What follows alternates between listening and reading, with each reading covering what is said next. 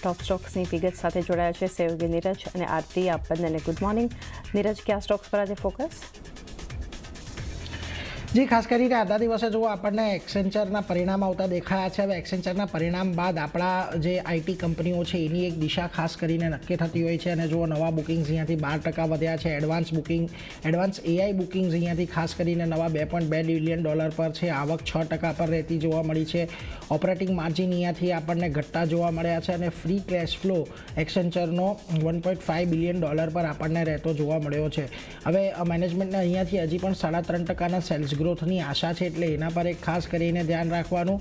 અને data 80,000 AI data પ્રોફેશનલના લક્ષ્ય સુધી તેઓ ખાસ કરીને પહોંચ્યા છે, એટલે એના પર પણ એક નજર રાખવાનું. જો મહત્ત્વની વાત અહીંયાથી શું છે આપણા માટે, જે આપણે ખાસ ધ્યાન રાખવાનું છે કે ગાઈડન્સ હજી સુધી એક્સેન્ચરે નથી વધાર્યું. ભલે Q1ના પરિણામો એમના સારા રહ્યા છે, પરંતુ ગાઈડન્સની અંદર કોઈપણ પ્રકારે વધારો કરવામાં નથી આવ્યો. એને લઈને હવે આપણી કંપનીઓ પર થોડુંક આજે પ્રેશર આપણને આવતું જોવા મળી શકે છે. અને બીજી તરફ એમણે એવું પણ કહ્યું છે કે જે AI related separate AI matrix, એટલે કે એઆઈના જે અલગથી નંબર તેઓ આપતા હતા તેઓ હવે અહીંયાથી આપવાના બંધ કરી દેશે આવનારા ક્વાર્ટરથી. એટલે આને લઈને પણ કદાચ થોડીક ચિંતા કદાચ એક્સેન્ચરની અંદર જોવા મળશે આપણને.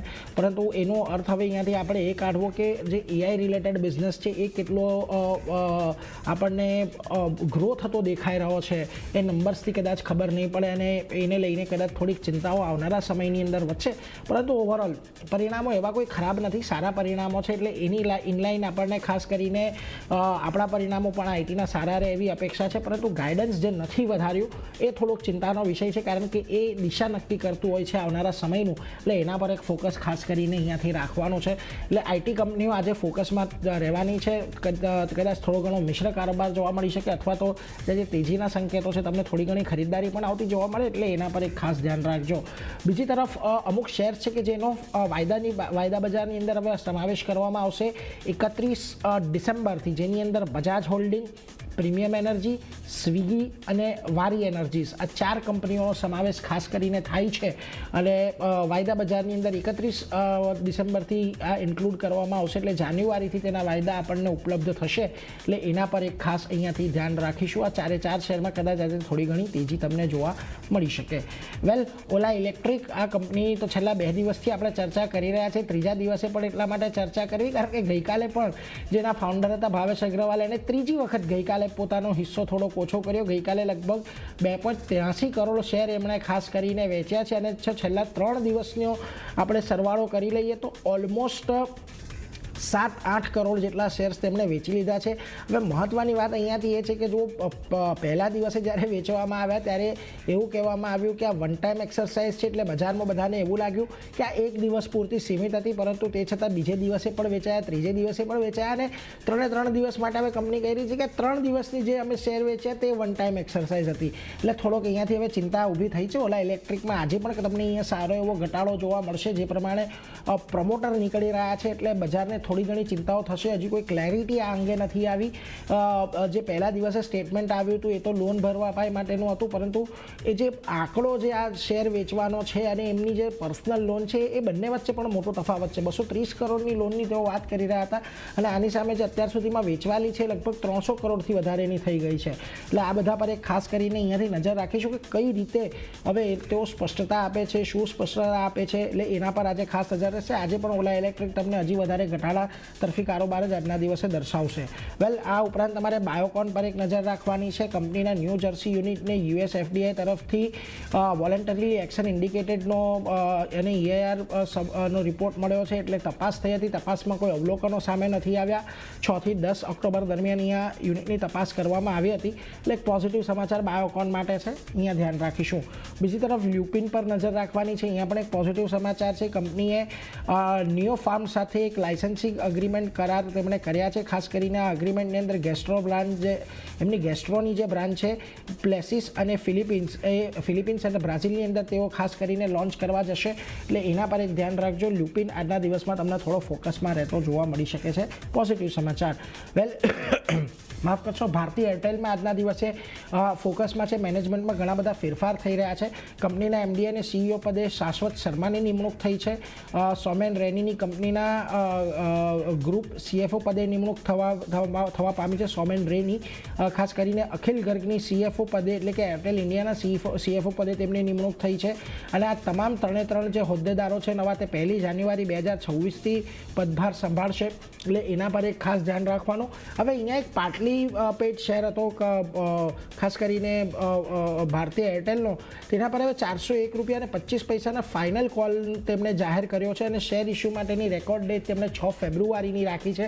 એટલે જેમણે પણ પાટલી પેડ શેરની અંદર રોકાણ કર્યું એમના માટે એક છેલ્લો કોલ ઇસ્યુનું જાહેરાત કરવામાં આવી છે. એટલે જે લોકો પણ હવે આ ભરી દેશે એમને ભારતીય એરટેલનો ફૂલ્લી પેડ શેર અહીંયાથી મળતો દેખાશે, એટલે એના પર એક ધ્યાન રાખજો. આ બંને અપડેટ અને જોઈએ આજે કેવું રિએક્ટ કરે છે અહીંયા ખાસ કરીને મેનેજમેન્ટ ફેરફારને લઈને, એટલે એના પર એક ફોકસ રાખીશું. બીજી તરફ વોડાફોન આઈડિયા કંપનીની સબસિડરી VTIL ને NCD ઇસ્યુ દ્વારા ફંડ એકત્ર કર્યું છે. 33 બિલિયન એટલે લગભગ 3300 કરોડની આજુબાજુનું અહીંયાથી ફંડ એકત્ર કરતા જોવા મળ્યા છે, એટલે એના પર એક ફોકસ આજના દિવસે રહેશે. બીજી તરફ રિલાયન્સ ઇન્ડસ્ટ્રીઝ પર નજર રાખજો. રિલાયન્સની જે સબસિડરી કંપની છે રિલાયન્સ કન્ઝ્યુમર પ્રોડક્ટ, એમના દ્વારા એક અધિગ્રહણ કરવામાં આવ્યું છે. તમિલનાડુ સ્થિત ન્યુટ્રિશન બ્રાન્ડ છે ઉદ્યમ, એનું અધિગ્રહણ તેમણે ખાસ કરીને કર્યું છે, એટલે એના પર આજના દિવસે એક ફોકસ રહેશે રિલાયન્સ પર. આમ તો અહીંયા આપણે જોઈએ છે છેલ્લા ઘણા દિવસથી સારી એવી કન્સોલિડેશનની રેન્જમાં જોવા મળી રહ્યો છે. જોઈએ આજે આ સમાચારને પગલે અહીંયા આપણને શું એક્શન આવતું જોવા મળે છે. અને છેલ્લે અને મહત્વનો સ્ટોક આજે શ્રીરામ ફાઇનાન્સનો છે. હવે આજે 19મી તારીખ આજે શ્રીરામ ફાઇનાન્સની બોર્ડ બેઠક થવાની છે અને બોર્ડ બેઠકમાં તેઓ ફંડ એકત્ર કરવા પર નિર્ણય લઈ શકે છે, એ સમાચાર આપણને ખબર છે. બીજી સૂત્રો દ્વારા એ પણ આપણને અહીંયાથી માહિતી મળી છે કે જે MUFG કે મિત્સુબિશી ગ્રુપ છે તેઓ ખાસ કરીને આ શ્રીરામ ફાઇનાન્સની અંદર પોતે હિસ્સો ખરીદવા માટે ઇન્ટરેસ્ટેડ છે. ઘણા સમયથી આપણે આ ચર્ચા સાંભળી રહ્યા છે, એટલે આજે બોર્ડ બેઠકમાં આ અંગે નિર્ણય લેવાઈ શકે છે અને ખાસ કરીને આજે જાહેરાત પણ થઈ શકે છે. 20% હિસ્સો આ જાપાનનો MUFG ફાઇનાન્સ ગ્રુપ છે એ ખરીદી શકે છે અને લગભગ $4 બિલિયન આ ડીલ થઈ શકે છે એવું સૂત્રો અત્યારે કહી રહ્યા છે. અને જો આ ડીલ થાય છે તો આ ભારતની અંદર FDI દ્વારા ફાઇનાન્સ સેક્ટરમાં આવેલું સૌથી મોટું ફોરેન ડાયરેક્ટ ઇન્વેસ્ટમેન્ટ હશે, એટલે શ્રીરામ ફાઇનાન્સ પર આપણે નજર રાખવાની. આ સ્ટોકમાં છેલ્લા ઘણા દિવસથી એક સારી તેજી ચાલી રહી છે, એટલે આજની આ ડીલને ખાસ કરીને કેવી રીતે રિએક્ટ કરે છે એક ઓફિશિયલી જાહેરાત થયા બાદ એના પર એક ખાસ નજર રાખવાની રહેશે. તો આજના દિવસે એક્સેન્ચરને લઈને IT કંપનીઓ તો ફોકસમાં છે, શ્રીરામ ફાઇનાન્સને પણ ફોકસમાં રાખીશું. ખાસ ઓલા ઇલેક્ટ્રિક આજે હજી કેટલો તૂટે છે એના પર ખાસ કરીને ધ્યાન રાખવાનું છે, એટલે આ બધા સ્ટોકને ધ્યાનમાં રાખીશું. પરંતુ આથી તમારા લિસ્ટમાં પણ ઘણું લાંબુ ઘણા બધા સ્ટોક્સ, ખાસ ક્યાં નજર? જી, શરૂઆત કરીએ અંબર એન્ટરપ્રાઇઝિસ સાથે. તો અહીંયા પોઝિટિવ સમાચાર છે. કંપની પંજાબમાં રિસર્ચ એન્ડ ડેવલપમેન્ટ સેન્ટરના વિસ્તરણ માટે રોકાણ કરવા જઈ રહી છે અને કંપનીની જે R&D સેન્ટર માટે કુલ 500 કરોડ રોકાણની યોજના અહીંયા અત્યારે બનતી દેખાઈ રહી છે. તો અહીંયા એક ધ્યાન રાખવાનું રહેશે. ગઈકાલે એક મામૂલી ખરીદારી આપણે જોઈ હતી, આજે આ તેજીનું રિએક્શન કઈ રીતે આવે છે સ્ટોક પર એના પર નજર રાખવાની રહેશે અંબર એન્ટરપ્રાઇઝિસ માટે. નેક્સ્ટ કાઉન્ટર ક્યુમિન્સ ઇન્ડિયાનું છે. ક્લીન મેક્સમાં રોકાણ માટેની મંજૂરી કંપનીને મળતી દેખાઈ રહી છે. કંપની 8.78% હિસ્સો 27 મિલિયનમાં ખરીદવા અહીંયા રોકાણ જે છે તે કરતી જોવા મળશે. તો ધ્યાન રાખવાનું રહેશે ક્યુમિન્સ ઇન્ડિયા માટે. અહીંયા પણ આ સમાચારના લીધે એક એક્શન પોઝિટિવ સાઇડની બનતી દેખાઈ શકે છે. નેક્સ્ટ કાઉન્ટર ફોકસમાં બોરોસિલ રિન્યુએબલ્સ રાખવાનું છે. અહીંયા ભારતે સોલાર ગ્લાસની ઇમ્પોર્ટ પર જે કાઉન્ટર વેલ્ડિંગ ડ્યુટી છે તે અહીંયાથી લંબાવી છે. મલેશિયાથી સોલાર ગ્લાસની ઇમ્પોર્ટ પર કાઉન્ટર વેલ્ડિંગ ડ્યુટીમાં જે સમય છે એમાં વધારો કરવામાં આવ્યો છે. 8 જૂન 2026 સુધી હવે આ કાઉન્ટર વેલ્ડિંગ ડ્યુટી જે છે તે અહીંયાથી લંબાવવામાં આવી છે. તો ધ્યાન રાખવાનું રહેશે બોરોસિલ રિન્યુએબલ્સ માટે. અહીંયા કઈ રીતે સ્ટોક રિએક્ટ કરે છે એના પર પણ ફોકસ રાખવાનું રહેશે. નેક્સ્ટ પાવર ગ્રીડ કોર્પોરેશનનું કાઉન્ટર ફોકસમાં પોઝિટિવ સમાચાર આવતા દેખાઈ રહ્યા છે. કંપનીની સબસિડરીએ Khavda phase 2 part B interstate transmission project શરૂ કર્યો છે.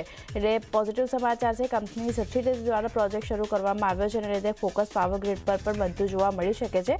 અને આ પ્રોજેક્ટથી રાજ્યની સીમાઓમાં કનેક્ટિવિટી અને ટ્રાન્સમિશન ક્ષમતા જે છે તે અહીંયાથી વધુ મજબૂત બનતી જોવા મળશે. તો ધ્યાન રાખવાનું રહેશે એક ફોકસ પાવર ગ્રીડ. પોઝિટિવ અસર આપણને અહીંયા બનતી દેખાઈ શકે છે.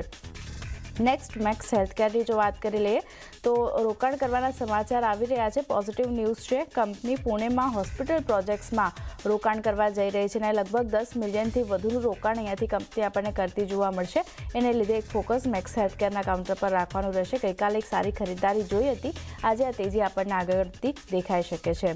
બ્રોકરેજ નોટની વાત કરી લઈએ તો ગોલ્ડમેન સેશ બાય રેટિંગ આપી રહ્યા છે મેક્સ હેલ્થકેર માટે. 1325 રૂપિયા પ્રતિ શેરના લક્ષ્ય તેમના તરફથી આવતા દેખાઈ રહ્યા છે. એટલે અહીંયા એક ધ્યાન રાખવાનું રહેશે અને ઇક્વિટી એક્વિઝિશન જે છે તે વધારે કંપની માટે પોઝિટિવ બનતું જોવા મળશે તેઓ કહી રહ્યા છે. એટલે ધ્યાન રાખવાનું રહેશે મેક્સ હેલ્થકેર માટે. નેક્સ્ટ જીપીટી ઇન્ફ્રાની જો વાત કરી લઈએ અહીંયા પણ ઓર્ડર મળવાના સમાચાર આવી રહ્યા છે. કંપનીના જોઈન્ટ વેન્ચરને MCGM પાસેથી ઓર્ડર મળ્યો છે અને કુલ લગભગ 1804 કરોડનો ઓર્ડર કંપનીને મળતો દેખાઈ રહ્યો છે. એને લીધે ફોકસ રાખવાનું રહેશે. ગઈકાલે એક સારી ખરીદદારી 3%થી વધુની અપસાઇડ આપણે જોઈ હતી. આજે આ તેજી આગળ વધતી દેખાઈ શકે છે. જીપીટી ઇન્ફ્રા અહીંયા એક નજર રાખવાની રહેશે. અને છેલ્લે ઓવરઓલ મેટલ સ્પેસ પર ફોકસ રાખવાનું છે કારણ કે અહીંયા ચાઇનાથી જે કોલ્ડ રોલ્ડ સ્ટીલ આવે છે એના પર એન્ટી ડમ્પિંગ ડ્યુટી લગાવવામાં આવી છે અને સરકારે 5 વર્ષ માટે આ એન્ટી ડમ્પિંગ ડ્યુટી જે છે તે અહીંયાથી લગાવી છે.